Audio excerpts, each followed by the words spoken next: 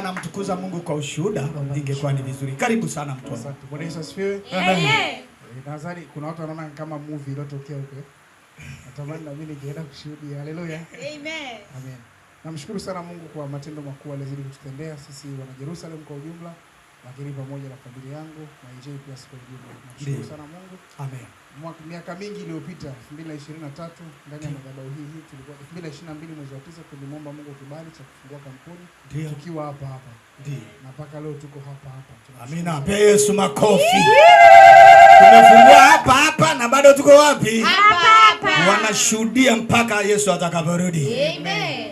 Namshukuru sana Mungu kwa sababu tulianza huduma, kazi yetu tulianza mwezi wa 11 na wa 10 kwenda 11. Ndio. Ndo nilipigiwa simu nikiwa madhabahuni hapa, ilikuwa ni siku ya Jumanne. Asubuhi tukiwa kwenye praise.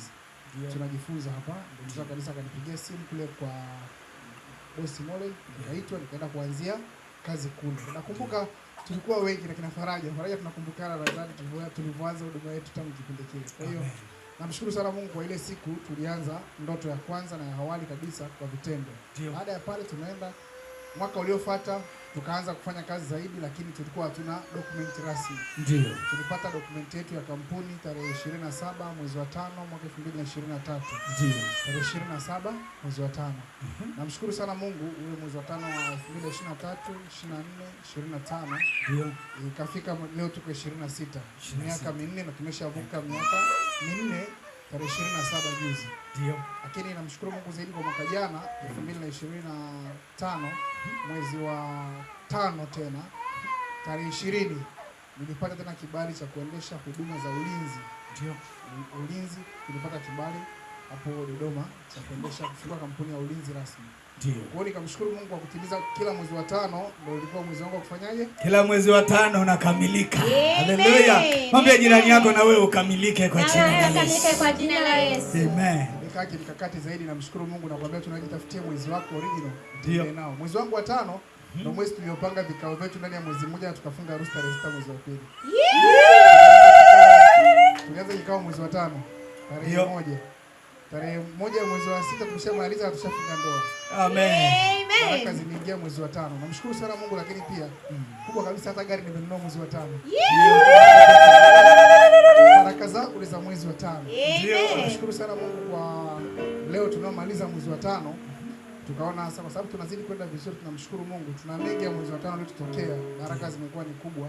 Amen. Na siku ya kesho tarehe 1 tunakuwa tunasema tunamshukuru Mungu zaidi kwa pale usiku wetu kwa ajili ya kuweza kumwambia Mungu tunashukuru tumefika hatua fulani. Tutakuwa na wafanyakazi, lakini pia tutakuwa tunagawa zawadi kwa wale wafanyakazi ambao tumeanza nao na wale ambao tumeanza nao mwanzo tangu kuanzia mwanzo mpaka leo tulipofikia. Namshukuru sana Mungu kwa sababu ya timu kubwa aliyonipa mimi, kwa sababu nilimuomba na amenipa watu ambao wamekuwa sababu kwenye maisha yangu. Amina. Namshukuru sana Mungu kwa sababu pia amenipa watendakazi ambao wao wamekuwa sababu ya mimi kusonga mbele. Amina. Lakini namshukuru Mungu kwa sababu ya madhabahu ya Jerusalem ambayo imenisababisha mimi kufika hapa leo nilipofika. Amina. Namshukuru sana Mungu kwa sababu mwezi wa 5 kwangu umeisha kwa faraja na mzuri na naona mambo makubwa. Amen. Na tarehe 1 kesho pale ofisini tutakuwa na jambo la kuwashukuru wafanyakazi wenzetu. Ndio.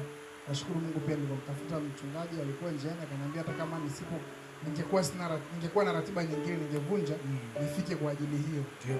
Nashukuru Mungu pia kesho amesema wataungana na mimi, lakini nashukuru pia Mungu kwa Tech City umetupambania mpaka sasa hivi tunamiliki keki, tunamiliki mapambo, muziki mkubwa umewekwa pale. Yesu makofi kwa ajili yao. Nashukuru kwa wale ambao watabarikiwa kuja kuungana na sisi kwa siku ya kesho. Vile ambavyo utabarikiwa kwa wakati ambao utabarikiwa wewe ni kuanzia saa 4 mpaka saa 7 tutakuwa tumemaliza. Nawakaribisha sana wana Jerusalem wenzangu ambao tuko kwenye maombi na hata ambao walishiriki kuniombea kwa namna yoyote, wale ambao tunaweza kuungana kwenye baraka kwa namna yoyote. Nikukaribisha sana kesho saa 4 mpaka saa 7 tutakuwa tumemaliza kila kitu. Amen. Tutakuwa na kwa Dar es Salaam hapa tutakuwa na viongozi tu wa serikali na kiongozi wa kidini ameshakuwepo na watagawa vyeti na tutafanya maombi ya pamoja. Amina. Na kwa sababu Kextel alitupa keki akasema na soda basi tutanunua sisi. Kwa hiyo tutakuwa tuna soda pia. Ndio. Kwa swala la bites naomba niwaachie wa mama.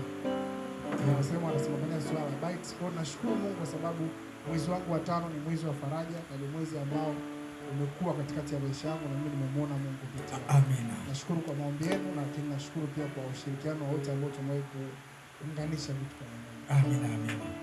Na event itakuwa wapi mtu wa Mungu? Pale tulipoanzia. Okay, hapa ofisini. Yani pale tulianza, nilienda na mzee wa kanisa pale siku ya kwanza. Ndio. Nilifika nikapaona, mzee wa kanisa alipokuja kuona kaniambia ni fursa shingapi, nikamtamkia bei akasema hapa tuna miaka 5 tutaongezewa kodi. Ndio. Naomba hata huko alipo asisikie wala asikumbuke kuongeza kodi, maana leo mwaka wa 4. Mwakani natimiza mwaka wa 5 ili ile mchungaji wa kanisa alisema tusiongezee kodi miaka 5, basi tanikumbusha Bwana hilo nalo litimie kwa jina la nani? La Yesu. Unajua malengo ikiyatimiza ni kumtukuza Mungu. Amina. Amen. Haikuwa rahisi, lakini namshukuru Mungu kwa hapa nilipofika leo. Haikuwa rahisi, ilikuwa ni ngumu.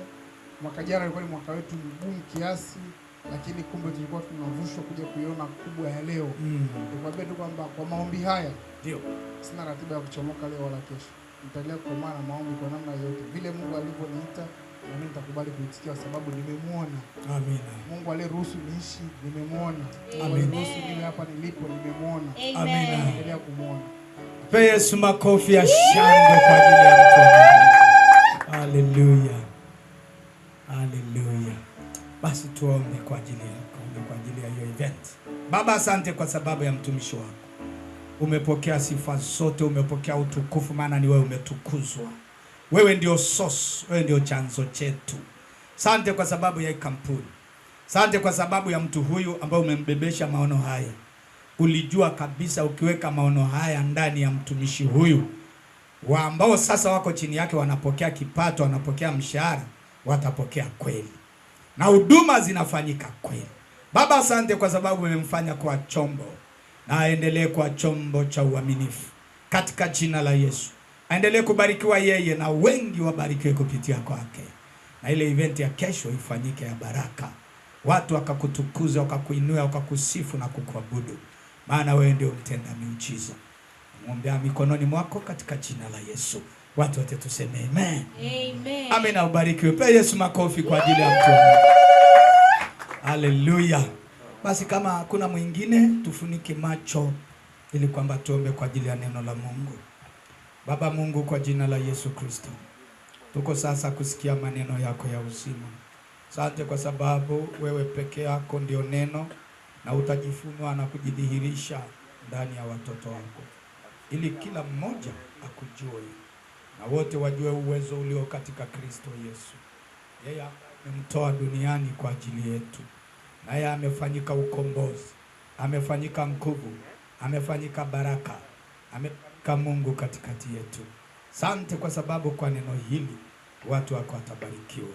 Katika jina la Kristo Yesu tumeomba. Amen. Amen. Mungu nibadilishie mic, naona hii katakata. Haleluya. Amen. Hebu tuzungumze kidogo pamoja juu ya kumiliki na kutawala, kwa sababu Mungu anaona wengine wenu au kati yetu kuna watu ambao wanamilikiwa na wanatawaliwa. Badala ya wewe kutawala au kumiliki, wewe unamilikiwa na unatawaliwa. Na kuna maeneo matatu katika mwanadamu ambayo ukitawaliwa ni mbaya sana. Eneo la kwanza ni nafsi yako ikitawaliwa. Nafsi yako ni uwanja wa maamuzi. Uamuzi wa mambo ya mwilini au uamuzi wa mambo ya rohoni. Sasa adui akitawala pale, unaharibikiwa kabisa. Unaweza ukawa chizi kabisa.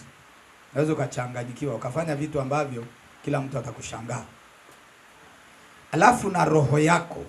Roho yako ikichanganywa na roho yeyote, iwe roho ya Mungu, unakuwa Mungu.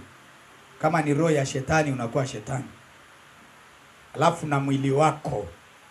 Matendo yakitawaliwa ya mwili wako, unafanya vituko duniani. Kwa hiyo haya maeneo yako yote matatu yanafaa uyatawale wewe, uyamiliki wewe. Yaani hapo ndio nazungumzia kujimiliki, kujitawala ili upate kutawala. Haleluya. Amen. Huwezi kutawala pesa, mali, vitu vyako kama hujajitawala wewe. Huwezi kumiliki chochote kama hujajimiliki wewe. Maana wewe ndio, huwezi kuendesha gari kama hujui kuendesha gari. Haleluya. Amen. Kwa hiyo ukishajua, maana yake tayari ule ujuzi umekutawala. Unaingia tu hata ukifunika macho. Nilikuwa ninaendesha gari la kupanga gia. Binti yangu akaniambia, dadi, mbona unaweka gia ukiangalia uko mbele? Mbona uangalie hapa na gia ziko hapa? Unajua sijui hata aliwaza nini. Kwa sababu anaona tu navuta hivi naweka hivi. Navuta hivi naweka hivi. Sasa yeye ndiye anaangalia huku, mimi naangalia kule mbele. Lakini kwa sababu nimeshajua kuendesha gari, najua kwenye akili yangu gia iko wapi. Bwana asifiwe sana. Amen. Kwa nikipeleka hivi najua naenda namba 1, naenda namba 2, naenda namba 3, naenda namba 4. Zote zimepangana wapi? Sasa hiyo ndio inatakiwa kwenye maisha yako. Mwambie jirani yako, hiyo ndio inatakiwa kwenye maisha yako. Hiyo ndio inatakiwa kwenye maisha. Ujue gia ya reverse na ujue gia ya mbele. Na wengi wameshindwa kujijua hivyo. Ndio maana yuko amechanganya tu miguu. Biblia inasema anayeanguka au anayetembea aangalie asianguke. Anayesimama aangalie asianguke. Sorry. Biblia inasema anayesimama aangalie asifanyeje? Asianguke. Manake ulikuwa unatembea, ukishasimama tu uko hatarini. Na wengine wameanza kurudi nini? Nyuma. Nisaidia kusema shia. Shia. Kwa sababu ukianza tu kurudi nyuma, shimo lolote, kisiki chochote, jiwe lolote liloko nyuma litakokwaa na utaanguka tu. Lakini ukishajua kupanga gia, kwa hiyo sasa najua hii ni gia ya nyuma. Kwa hiyo siweki gia ya reverse. Naweka ya wapi? Naweka mbele. Nikiingia kwenye matope, najua 4 wheel. Ukiendesha magari fulani ya Land Cruiser ambayo 4 wheel yake mpaka ushuke uende ukatwist kule mbele. Kama ujui utahangaika huko ndani. Kumbe inatakiwa ushuke, uende ukafanyaje? Ukaweke hiyo 4 wheel kwenye miguu, tairi zake za mbele. Ndio maana wakaitwa 4 wheel. Manake ilikuwa inatumia 2 wheel. Sasa unaenda unaweka 2 wheel ya mbele inakuwa 4. Nisaidie kusema amen. Amen. Kwa hiyo ndio Mungu anataka kwa binadamu aliyeokoka. Aweze kujua gia za kwake yeye, ajijue yeye mwenyewe, ajitawale yeye mwenyewe na apate kumiliki. Apate kila aliyeokoka. Ukishaokoka tu siku hiyo tayari umekabidhiwa kila kitu vitawale. Kila kitu vimiliki. Sasa kwa nini uvimiliki? Pamoja na vita vya kumiliki. Maana hakuna utawala wote utakaoingia bila vita.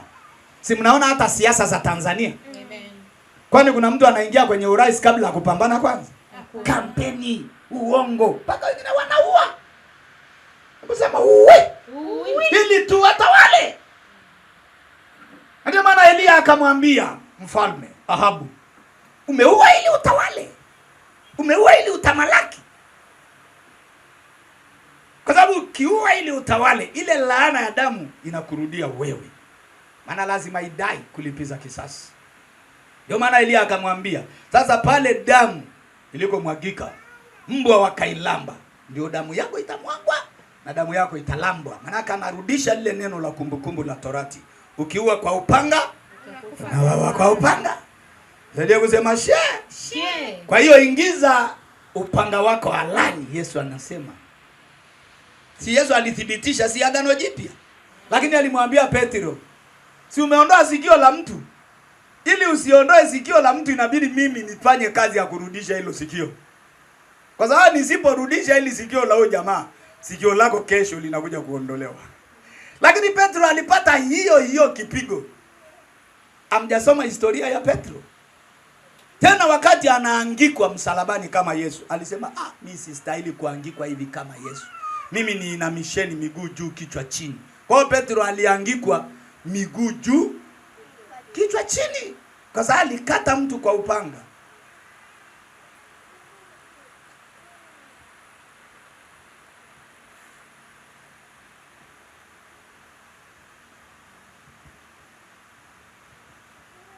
Hivyo wana wa Yerusalemu, utawala wako ni wako mwenyewe. Mwambie jirani yako, utawala wako ni wako mwenyewe. Utawala wako ni wako mwenyewe. Mwambie kwa sauti, umiliki wako ni wewe mwenyewe. Umiliki wako ni wewe mwenyewe. Mwambie usipomiliki utamilikiwa. Usipomiliki utamilikiwa. Mwambie usipotawala utatawaliwa. Usipotawala utatawaliwa. Mwambie sasa nasema ni saa yako ya kutawala. Ni saa yako ya kumiliki. Kama walikutawala mwanzo, lakini leo lazima utawale wewe. Amen. Sijasikia. Amen. Kama walizoea kukumiliki, lakini kuanzia leo utawamiliki wewe. Amen. Wamechukua pesa zako, lakini leo lazima warudishe. Amen. Mabia, si unajua imeandikwa kwenye kitabu cha Ayubu 15:20. Amemeza mali lakini atatapika. Amen. Maana Mungu atamtapisha itoke kwenye tumbo lake. Alimeza ya kwako, lazima atatapika. Amen. Aliiba, lazima atarudisha mara ngapi? Nisaidie kusema kwa sauti, atarudisha mara ngapi? Nisaidie kupiga kelele kusema amen. Yesu, makofi ya shangwe. Sisi ni wana wa kutawala. Amen. Sisi ni wana wa kumiliki. Amen. Sisi ni madriver. Amen. You have to drive your life safely. Amen. Hallelujah. Amen. Mwambie jirani yako kwa hiyo Kiingereza, you have to drive your life. Drive your life. Hajasikia. Drive your life. Kesho kuta atakuja msungu hapa, alafu tutakupa ukalimani wewe. Lugha si lugha tu, nendeni mkajifunze. Haleluya. Amen. Wangapi wanasema na mimi nitasafiri? Na mimi nitavuka mto. Na mimi nitanena lugha. Lugha za dunia hii si ngumu. Haleluya. Amen. Ni kunena tu kama maneno mengine yoyote. Haleluya. Amen. Sasa wewe kama ni mmiliki lazima usimame umiliki. Amen. Embu simama. Taka ufanye action fulani.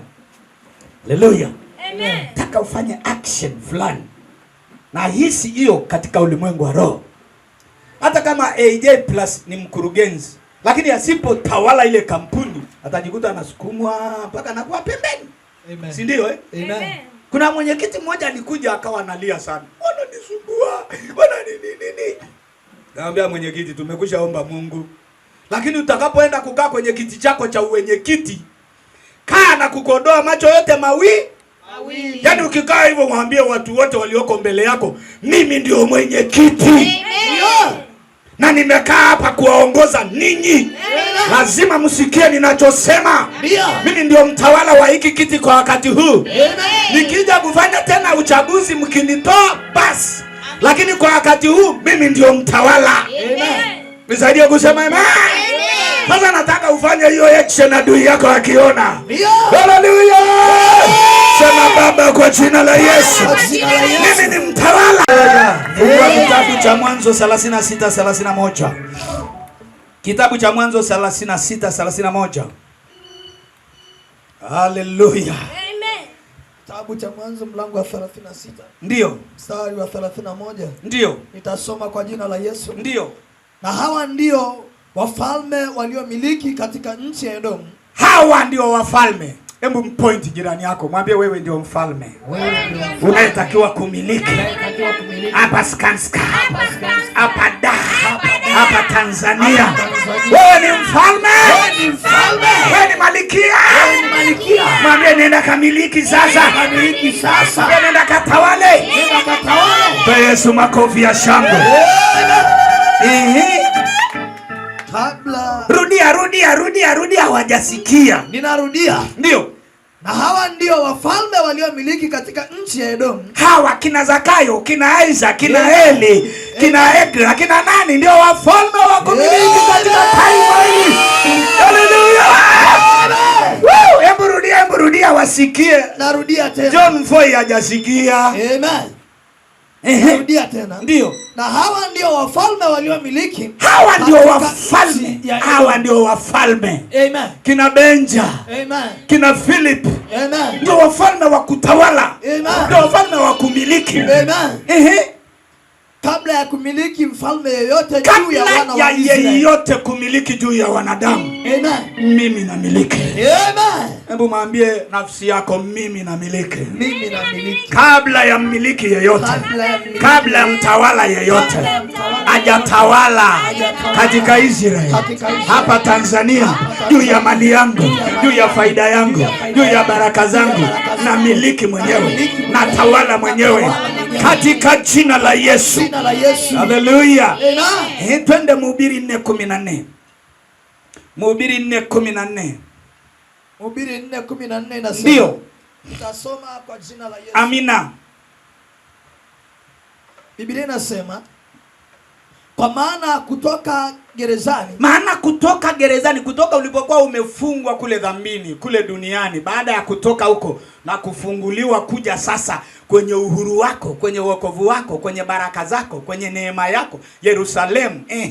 Alikuja kumiliki. Alikuja kufanyaje? Kumiliki.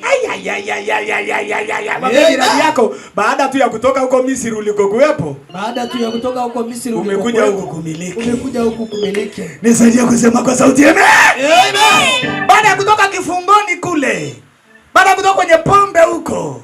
Baada ya kutoka huko duniani umekuja hapa kufanyaje? Kumiliki. Kumiliki. Amen. Wangapi wanamiliki biashara zao? Wangapi wanamiliki kazi? Wangapi wanamiliki kampuni? Wangapi wanamiliki faida? Wangapi? Na kama haujamiliki leo uje hapa madhabahuni uende ukamiliki. Nisaidie kusema amen. Amen. Yeyote ambaye hamiliki kitu chochote, hauna biashara, hauna kazi, hauna chochote ambayo unamiliki kwa vitu vya mwilini. Tunazungumzia vitu vya mwili, achana na vya rohoni. Vya rohoni hatuoni. Bwana sifiwe. Amen. Kwani hii suti ingekuwa rohoni ungeiona? Hapana. Utajiri wangu unaiona kumbe? Kwa sababu iko mwilini, si ndio Amen. Nikiwa na gari ni mwilini. Nikiwa na nyumba ni mwilini. Sasa kutawala ni mwilini. Tumekwisha tawala katika ulimwengu wa roho kwa njia ya Yesu. Yesu si mfalme. Naye mwenyewe amesema nikikaa kwenye kiti cha enzi nitawavuta wote kwangu. Amen. Manake akikaa tu tunakuja msururu wote karibu na yeye. Amen. Nisaidie kusema amen. Kwa hiyo ni katika ulimwengu gani? Roho. Wa roho. Sasa tunataka umiliki kwenye ulimwengu wa mwili. Ndio. Waone umemiliki boda yako. Amen. Ndio tuone umepaki hapo kama hii gari iliyoandikwa AJ Plus Security. Amen. Wakati tunamwambia hapa ita AJ Plus Joe. Kila mtu alikuwa anakodoa bado. Hivi hiyo AJ Plus iko wapi? Hivi huyu mchungaji ana akili timamu. Anawaambia watu waite vitu njoo. Unajua ulogole za nyingine ni uchizi Kuna vitu tunafanya vitu vingine unacheka tu. Hivi hebu tuambie, hebu mpe mic huyu mtu. Atuambie, hivi ulikuwa unaona gari kama hii imeandikwa chata ya AJ Plus wakati unasema hapa njoo? Ulikuwa uone kabisa.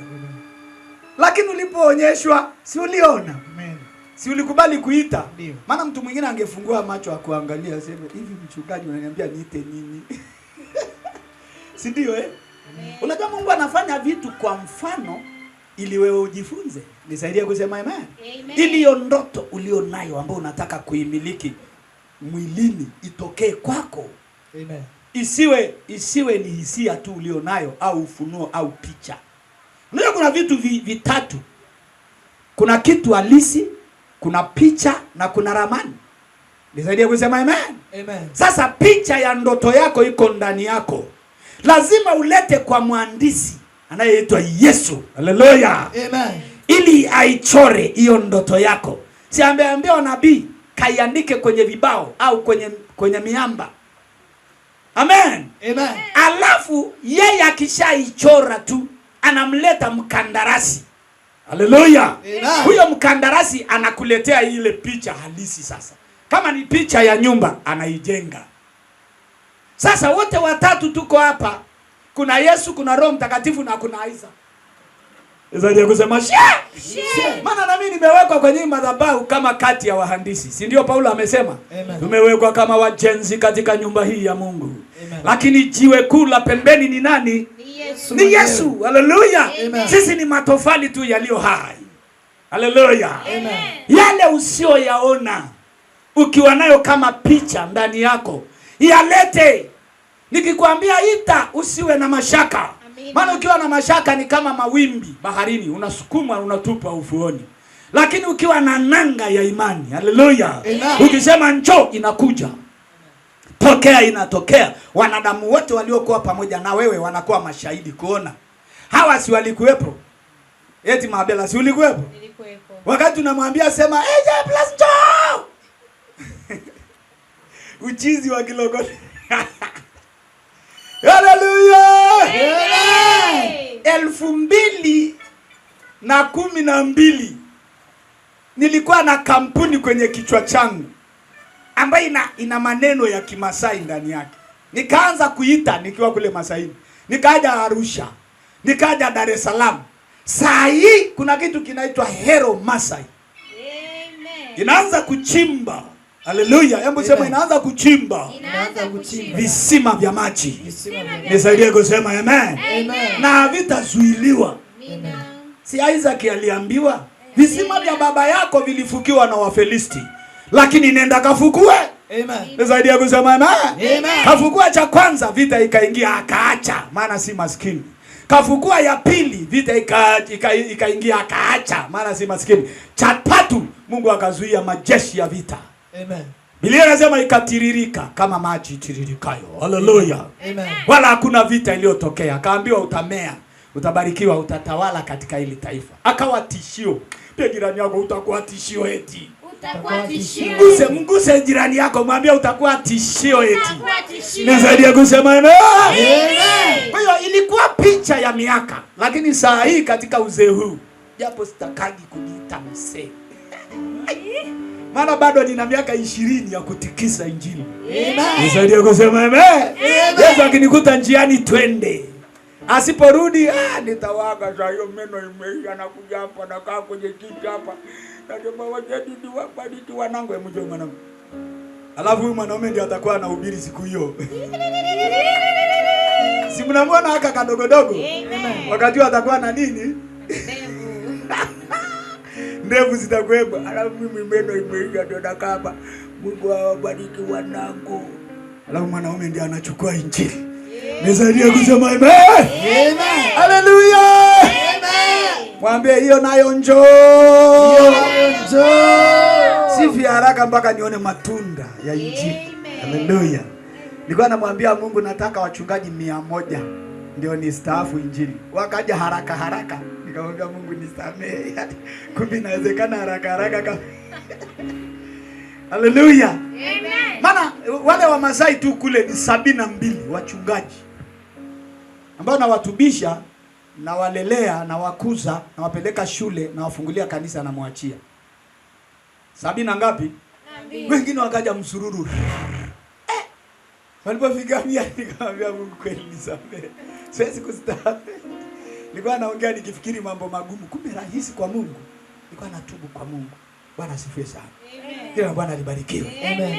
Na wewe hiyo picha ulio nayo, nenda ukatawale kwa jina la Yesu. Amen. Nenda ukamiliki kwa jina la Yesu. Amen. Ikatokee katikati ya watu kwa jina la Yesu. Amen. Kwa maana kutoka gerezani alikuja kumiliki. Naam, hata katika ufalme wake alizaliwa hali ya umaskini. Unajua, unaweza kuzaliwa kwenye familia yako hali ya umaskini. Baba yako hana, mama yako hana, hata babu alikufa maskini. Lakini wewe ukajikuta umechomoka katika ile familia. Kiangalia nyuma wote ni maskini. Lakini hiyo karata Mungu amekupa wewe sasa. Uichange hiyo familia. Amen. Nisaidie kusema amen. Amen.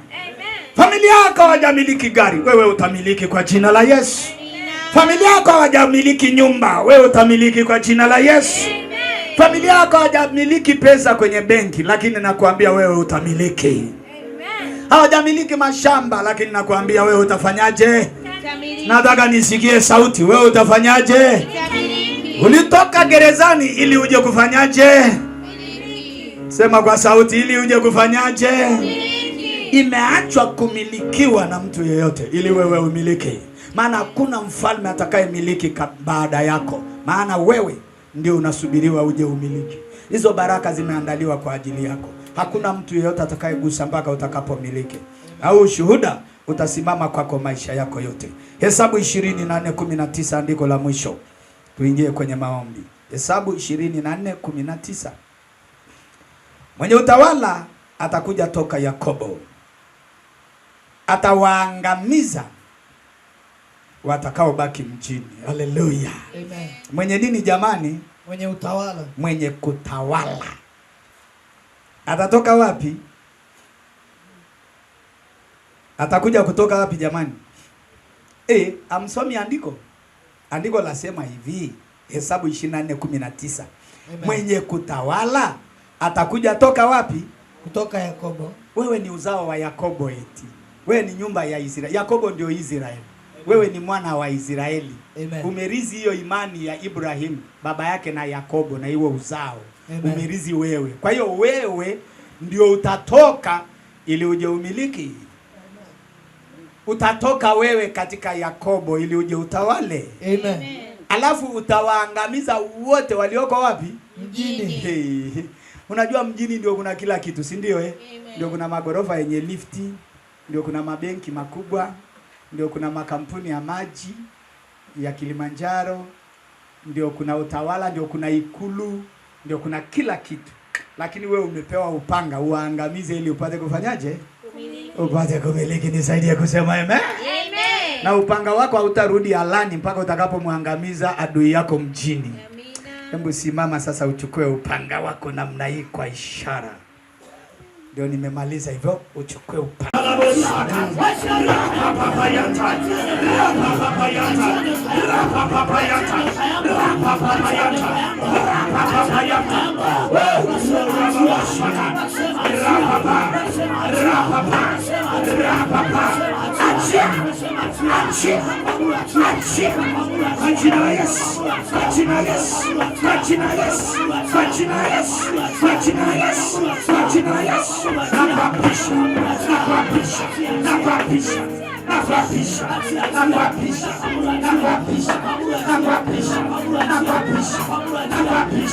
Kwa jina la Yesu, kwa jina la Yesu, acha nafsi yake, acha roho yake, acha mwili wake, acha mali zake, acha biashara yake, acha njia zake, acha mipango yake, acha mali zake, acha nafsi, acha nafsi, acha nafsi, acha. Kwa jina la Yesu, kwa jina la Yesu, kwa jina la Yesu, kwa jina la Yesu. Acha mali yake, acha biashara yake, acha biashara yake, acha kampuni, acha familia, acha familia, acha familia, acha familia, acha nafsi, acha nafsi, acha nafsi, acha uzao, acha uzao. Rasaka, atumania moto, atumania moto, atumania moto, atumania moto, atumania moto, atumania moto, akuapisha, akuapisha, akuapisha,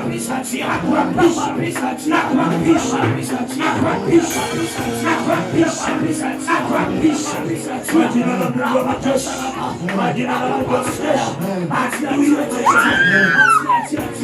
kwa jina la Yesu. Nasema nini? Nasema chia. Bila kusema chia. Usinyamaze, endelea kusema chia, chia, chia, chia. Endelea kusema, endelea kuomba. Unapoambia waachie, waachie nafsi yako, waachie roho yako, waachie mwili wako, waachie moyo wako, waachie njia zako, waachie biashara yako, waachie familia yako, waachie, waachie, waachie,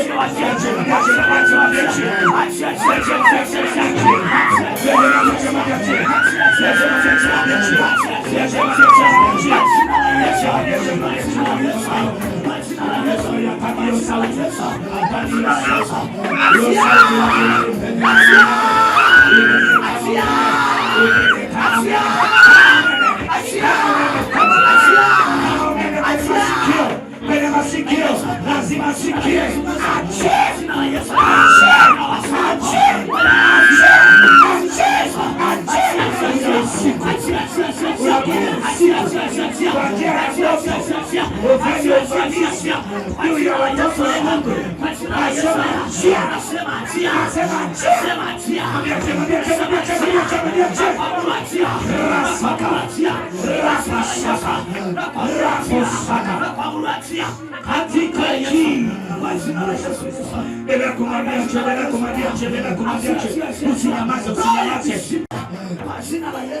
Ni nani wewe kwenye kilimo?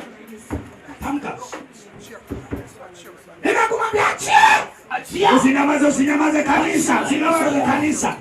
Usinyamaze kanisa. Ninakumwambia achia, achia, achia, achia.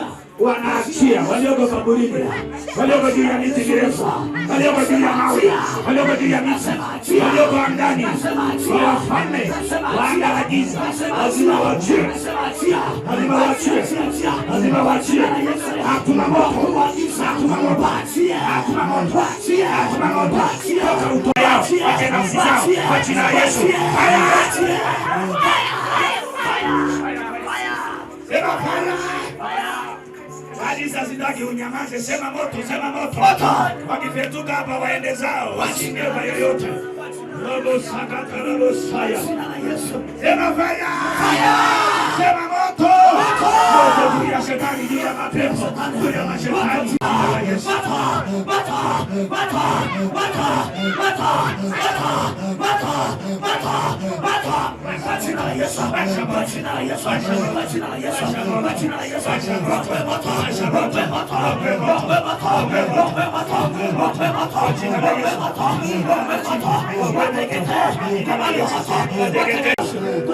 Yesu.